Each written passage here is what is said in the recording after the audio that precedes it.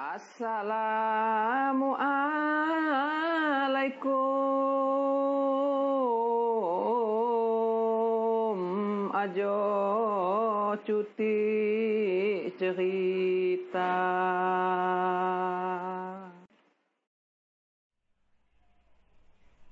Alkisah ajo kidah cerita zaman jebi kajong kita mong nyuhah petika tengah bingi.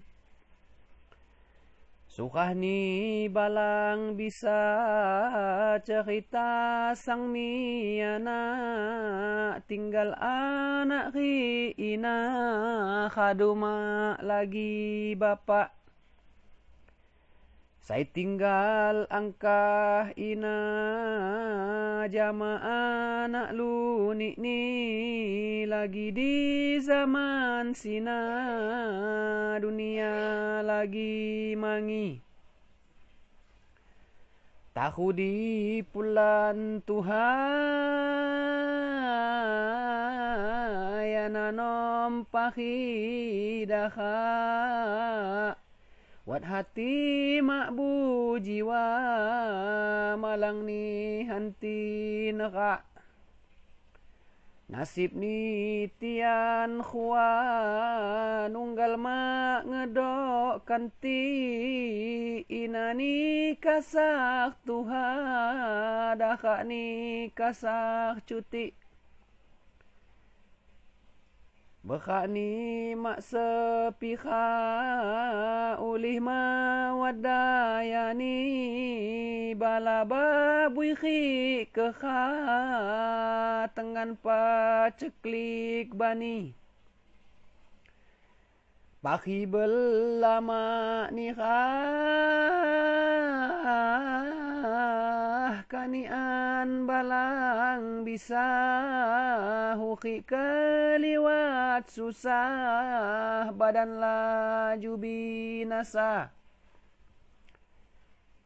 Nanom pahido ina makai penugal patoh bupantun balang bisa anak ni khadu betoh. Balang bisa ku inam sak di hati tangan. Wat mi kodo ina nyak beto haga mengan. Mak beni pahi balak ni jaga unggal masa anak ngaku berhalak ya pantun balang bisa. Kadu beni penahan pahi ni mulai ngisi anak ni kebetohan balang bisa ti aji.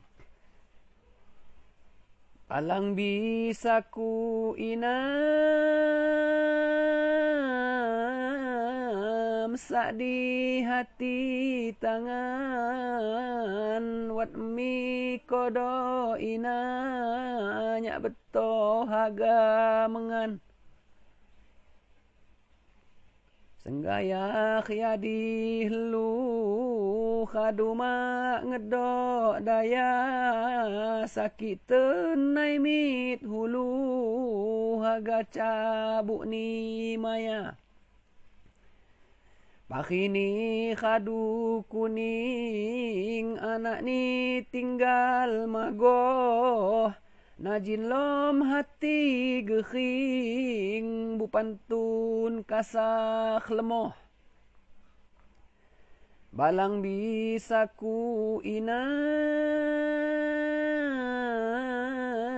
sak di hati tangan wat mi kodo ina nyak beto haga mengan.